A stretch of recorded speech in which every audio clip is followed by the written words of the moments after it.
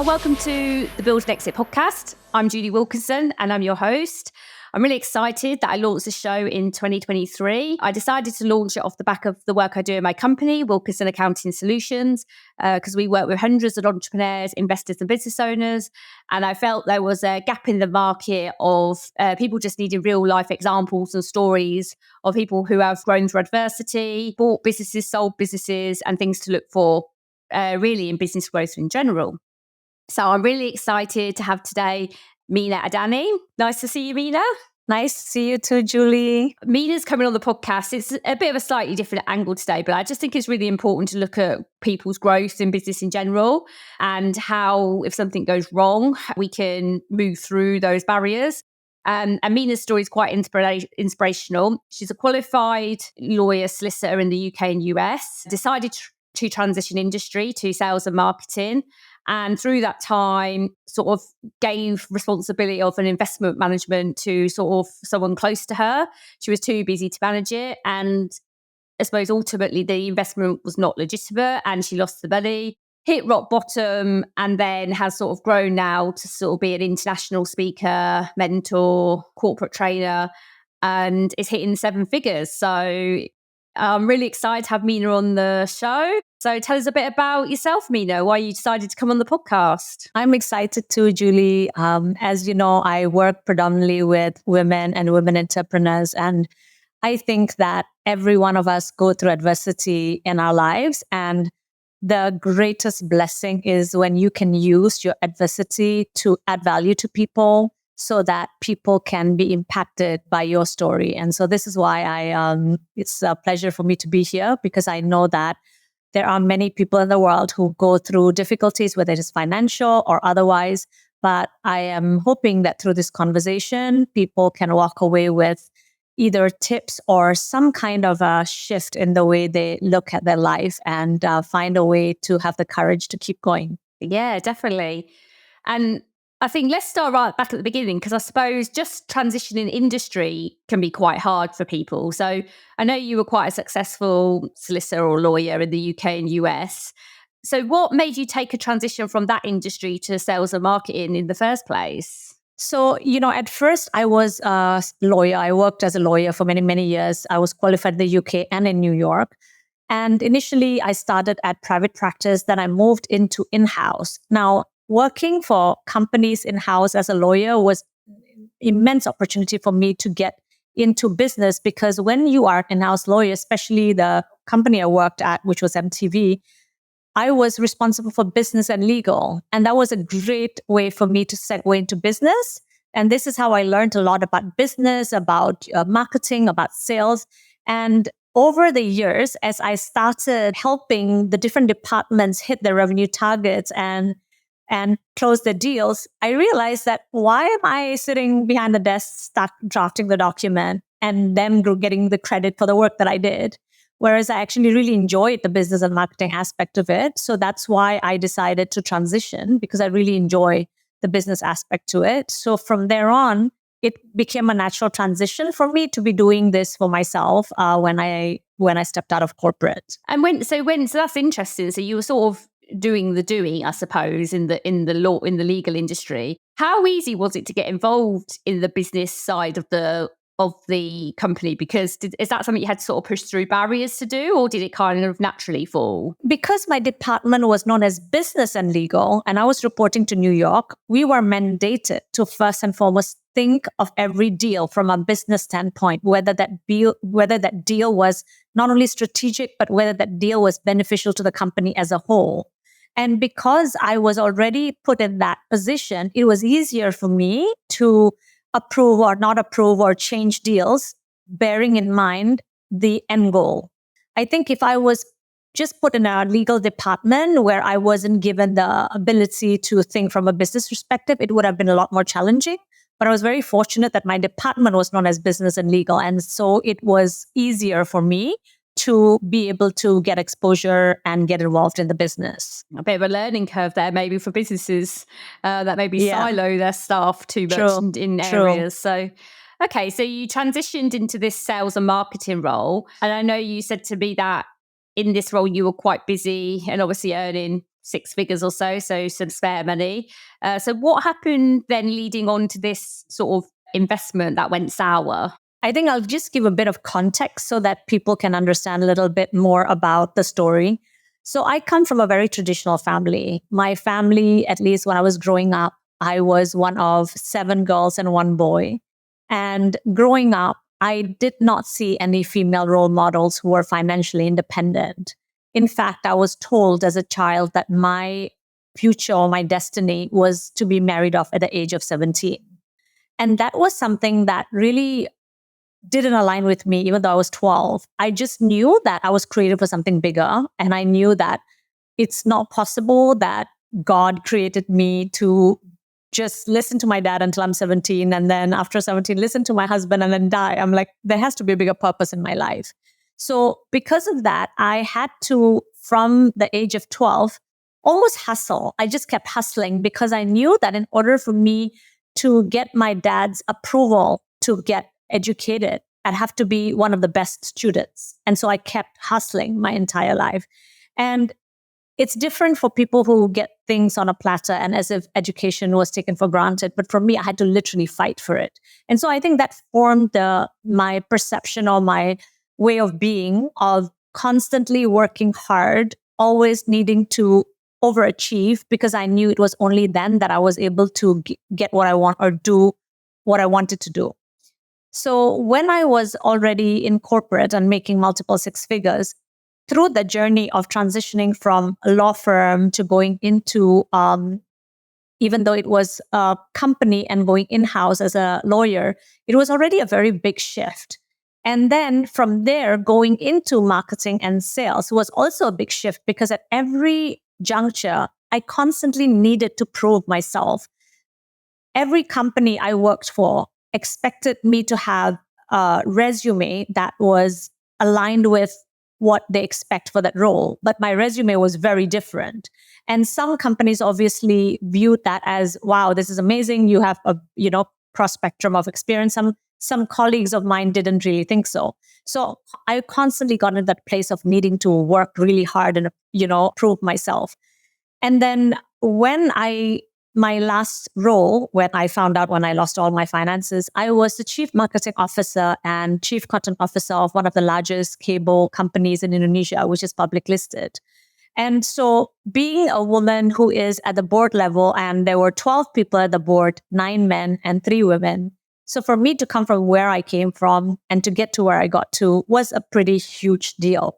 But I constantly worked. I constantly felt the need to prove myself. I constantly felt the need to constantly work hard so that I could maintain this position, so I could achieve the goals that I wanted to achieve. And as a result of that, I didn't have any time or capacity to think about my investments because I was way too, quote unquote, busy. And so that's why I kind of handed that responsibility to someone else who assured me that it was going to be a safe investment. It was going to be not risky. And I even kept reiterating that I don't want to take any big risks. And he kept telling me that, no, it's okay. It's not risky. It's safe. Anytime you need your money back, you can get your money back. But it didn't work out that way. I ended up getting a call on the 31st of July, 2016, being told that everything that I had to my name was gone, 100% of it. And so I can't even begin to describe what I went through, because the emotions is almost cyclical. At first, it's like, no, this is not happening. No, this is a dream. No, this is not a dream. In fact, a nightmare. No, this is a nightmare. This is not real. And then like a million questions racing through your head, and the shock, and then the anger, the frustration, the blaming, the self-blame. It's this entire vicious cycle that I went through after that loss. And when you say you lost, everything, were you still in your corporate job? Did you? Yes. So you was in I your was corporate still in job my corporate job. You were in your corporate job. But basically I was 46, and all the money that I saved until I was 46 was gone. Gosh, yeah. So, it's like that was the time that I really understood what that money meant to me. Usually we think like money is just our ability to live a certain lifestyle. But for me, after that financial loss, I realized that the reason I was hit much harder than anyone would be is because of a number of reasons. One, I worked so hard. I constantly went against the norm and against the, usual social expectations of what a woman should be and how I should live my life. And because of having to work that hard, I felt like it was almost my reward in the first place. And then the second place, I felt as if through that journey of needing to achieve my goals, I had to block out so many naysayers. I had to block out the expectations that was imposed on me, the projections of people, because again, like I said, it was very, very rare. Almost I didn't see anybody as a woman in my culture who was educated or financially independent. So I literally had to block out so many expectations, judgments, and comments. And so that money for me represented a reward at the end of the dark tunnel. And then the third thing it represented was security, knowing that I didn't have to depend on someone else financially as expected by my culture. My culture expected that it's okay, you can look pretty and just get married. And for me, it's like, no, having the financial freedom meant I get to live the life that I want, not based on someone else's expectations. So in every aspect, I felt the loss was really huge, not just in terms of money, but also in terms of that level of security that I felt I needed. So obviously, this is a massive shock that you've now lost everything. And I suppose I know what you mean. Suddenly you think, oh, I've got this security. And I suppose that security feeling's gone. And that's a scary place to be in. Yeah. How did you start to, because obviously transitioned a few years forward and now you're a 7-figure, not employed sort of coach, trainer. So you've transitioned your lifestyle. But I suppose going from there to here, how did you start that turnaround mindset, I suppose, of feeling, going from the fear to start building yourself back up? Yeah. At first, it was more, I had to first absorb that this has happened. And it took a long time, a really long time. My job was a saving grace because I could hide behind it. It kept me occupied. And interestingly enough, the day that I got a call where he told me that I lost my money, the week before, I had just been promoted to Chief Marketing Officer. I was Chief Content Officer, but I got promoted to Chief Marketing Officer as well. And so I knew with a big role, I really needed to work hard. But with this financial loss, I was finding it so hard to focus. But interestingly, there were times in meetings that I would just cry and nobody noticed. Nobody. And I thought that was quite interesting. What you were actually, I just have to ask that. So you were in meetings with other people crying and nobody said anything. They didn't notice. They didn't notice. And in a way, I'm really glad they didn't notice, because we were talking and suddenly I just started crying. But I didn't burst out. I didn't make any sound. But, my tears started flowing. And then I just kind of I said, I got to go to the bathroom. And then I would go and I come back. And it's not that people were pretending. They were not. They just did not know. And so I felt like it was always a blessing that people didn't notice, because it would be hard for me to explain about what I went through at a personal level when I had just been promoted. And these meetings are with people who are my subordinates in many of the meetings, So first it was going through that entire cycle, having the victim mindset and a million questions in my head. Why did this happen? Why did that happen? And all of that. And then there were times, because I used to be a gymaholic, and until now I am, but I used to go to the gym every day after work. And there were days after this happened, I did not want to go to the gym. I would just go to a friend's house. I would sit at my friend's house and have a glass or two of wine, and I would cry. There were days that I would force myself to go to the gym, even if it means that while I was doing my weights, I would just crumble and fall on the floor and start crying. I just somehow said to myself, you know what? All you got to do, Meena, is keep showing up. You do not have to have everything figured out. Just keep showing up. So every morning when I open my eyes, I would be like, okay, is this the nightmare that I'm waking up to, or was that the nightmare that I dreamt about? And then suddenly I realized this is a nightmare I'm waking up to. And then I'd have this wave of sadness. This happened, of course, days, weeks, months. But as I started just taking one foot in front of the other, okay, you don't have to figure it out. Just brush your teeth. Okay, you don't have to figure it out. Just get ready for work. As I started doing this, I realized that there was some power in it. And then after that, I said to myself, what if? And I remembered a story. So 10 years before that, I remember going to a bar with a friend of mine. She was also Indian and she was married, but she was a divorcee. And we went to a bar and she saw another Indian man in a bar who was dancing with someone who was of a different race. And so she started saying really horrible things about that race. And I kept wondering, why does she have so much prejudice against someone she doesn't know? I didn't understand that. And as I got into a story, I realized that the reason she was so upset about that woman's background was because her ex-husband cheated on her with someone of that background. Right. And that story stayed in my head. And I promised myself that I will never allow my past to make me bitter. Because 10 years later, when you are still bitter about something that happened 10 years ago, I just decided in that moment in time, I didn't want to be like that.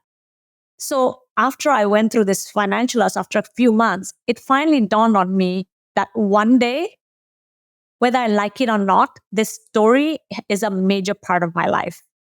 It's up to me whether I'm going to talk about the story as somebody who's a victim, or am I going to talk about the story as if that was the best thing that happened to me? So when I realized I had that choice, I asked myself these questions. What would it be like? What would it be like if you said, I made more money than I lost? What would it be like if you said, what was meant to break me actually made me? What would it be like? So I played with that idea. And in fact, at one point while I was going through this like rage, I even Googled, what is the meaning of life? I was like, what is the point of any of this? And I kind of went into this rabbit hole of understanding the laws of the universe and manifestation and all of that. And that's when I started deciding that, you know what, if I can't change things in my outer world, I want to change things in my inner world. And when I change things in my inner world, it is going to impact what I create on the outside. So that's when I started going more deeper into becoming much more aligned with spirituality, with mindset, with manifestation. And that's how I started transitioning. Yeah. I know, because I've been on that journey myself the last sort of 12 to 16 months. Wow. I started to do meditation and manifestation sort of around Jan 23. Love it. And I also, funnily enough, I did a bit of trauma healing last year in 23 because when I was 14, my mum died. And wow. And I when I did this trauma healing, they looked at sort of our emotion. They did like emotional, looking at your unconscious mind effectively and how it deals with past traumas effectively. Yeah. And to cut a long story short, what I realized from that was it made me realize that if you've been through, I suppose, the biggest trauma or loss in your life of whatever that is to you, and you get through it, it doesn't really matter. It means you'll always get through it. So even if you lost everything tomorrow, then you can always build back up, because I never really thought about it like that when like my mum died. Oh, did I lose everything? I suppose you don't really think, you just carry on, don't you? But that made me really realise that was one of the best things that I ever did, I think, to sort of realise. So I do that now. So every morning when I wake up, the first thing I do, because sometimes you do have overshadowing doubts that come over you. The first thing I always do is switch my mindset every morning. I think of 3 things I'm grateful for, because I think if I start my day, because every little thing sometimes can get you down. And sometimes if you're going through a bit of a bad spell, things can get exaggerated a little bit of, even if it seems really bad, it probably isn't that bad in the grand scheme of a lifetime of changes that you can make. So I definitely resonate. It's one of the reasons I wanted you to come on the podcast, because I think it's really important not always just to talk about business, but to talk about like our minds and our healing abilities and how we pick ourselves up. I think there is such a strong link between your self-worth and your net worth. And this is something most people don't talk about. Yesterday, I had a meeting with one of the big accountancy firms in the world. And we were talking about people skills and development. And I was told that, we don't really do a lot of trainings on the soft skill. We do more training on the hard skill. This is what I was told. And I was like, okay, I'm really interested to know, how do you make sure that you're getting the most out of your people? How do you make sure that you are maximizing and leveraging on like opportunities Because if people are your assets or your human capital, how are you making sure that you are maximizing and leveraging on their potential? And, so it became a really interesting conversation about people development, motivation, creating a vision for people, and stress. We even talked about stress, because what we don't realize is 90% of doctor visits are based on stress, whether it's heart or whatever it is, it's all stress. And literally all you need is 5 minutes a day, 5 minutes a day to manage your mindset. And it will change anybody's life, whether it is stress, whether it is a health, whether it is happiness. And of course, at the end of the day, that impacts the business as well. Yeah, no, I completely agree. I mean, we do well-being internally for our staff. So fantastic. So you've obviously taken these steps towards transitioning. What, I'm presuming then you left this corporate job of sales and marketing. So how did that transition go from you sort of deciding to make that step between leaving that and where you are now, which is, I suppose, doing your own thing and more training and speaking to other people? What was really interesting is, I think, and I hear people say this a lot, but when you look at your own life, I'm sure you will see evidence of it. When you've somehow been able to work through your resistance, and when you somehow have a bigger vision than a vision for yourself, somehow I find doors are open, opportunities come to you. In my case, what happened was, when I went through this difficulty, I don't know why, but I had this really deep intuition that I should start writing on social media. I didn't know anything about coaching. I didn't know anything about a world of being able to make money from this. I didn't know anything. All that was happening was that because every day I was learning so much and growing so much about managing my emotions, managing my mindset, about healing, about manifestation. I was learning so much. I was learning rapidly every day. And I felt I needed a creative outlet. And I didn't want to, at first I started writing on my Facebook, and then I kind of felt shy because, you have all your friends and your family. So I thought, okay, how about if I create a little group? So I created a little group of my friends, and I started writing about daily things that I felt people struggled with, which was happening to me. So anything that I learned that day, I would write. So for example, if someone got really upset and triggered, and it's like what you call nowadays people who are toxic, I would write an article or post about, how do you deal with people who are hot-tempered? And then, or how do you get through your day when you feel something? So I would write different posts. And over time, I had women sending me messages on Facebook saying, first of all, people I didn't know, because my friends added their friends.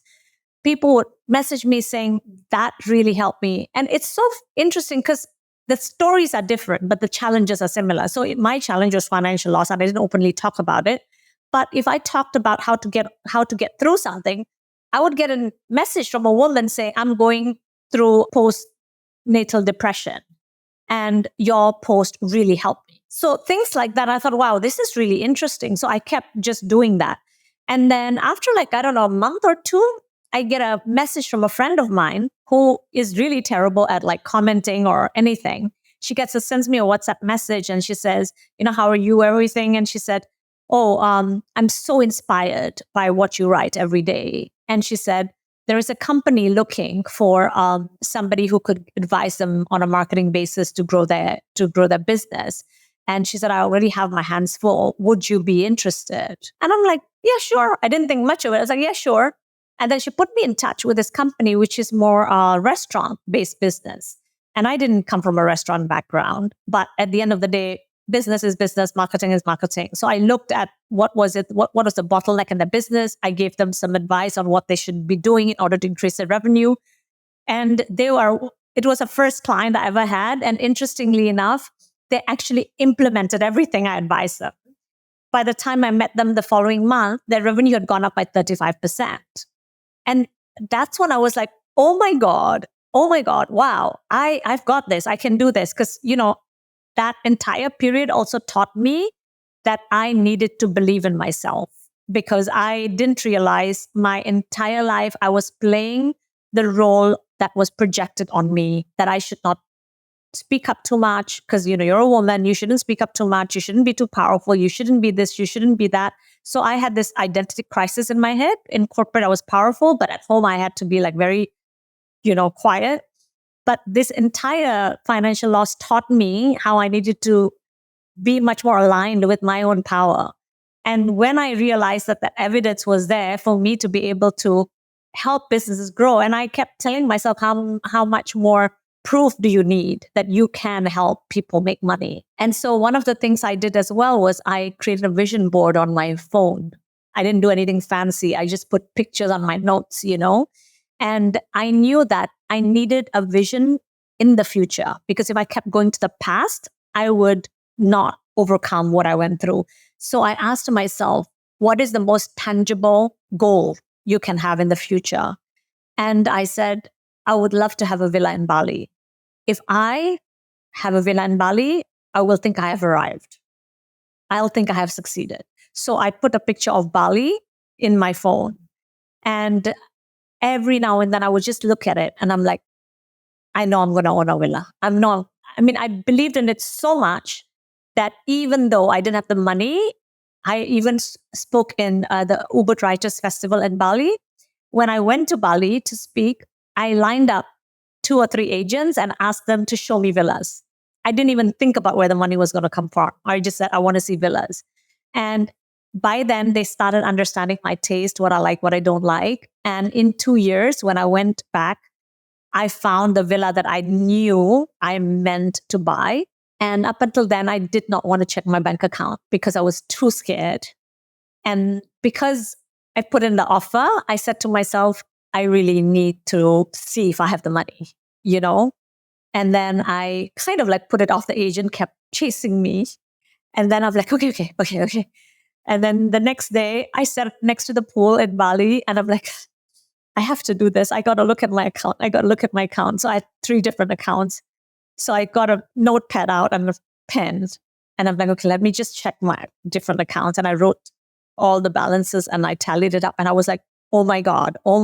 Like I have hit 7 figures, and I did not even know.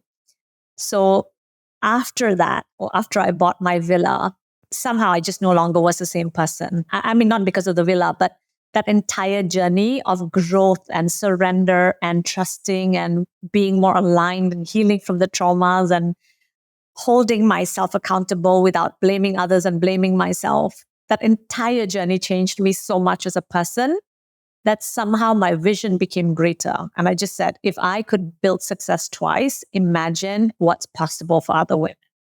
Yeah. So that's why I decided to step out of corporate. Well, thanks so much, Meena, for sharing. I think it's a really inspirational story and I can relate to some of it, not necessarily the financial issue itself, but I think the reality is we all go through issues, adversities, problems, whatever you want to call them. And I think, like you say, having a mindset and being able to come over that is probably the most important thing for all of us, and looking forward more than backwards. It's definitely something that I do. I've actually just ordered my new whiteboard so I can put my vision on the board, which I'm quite excited about actually. So yeah.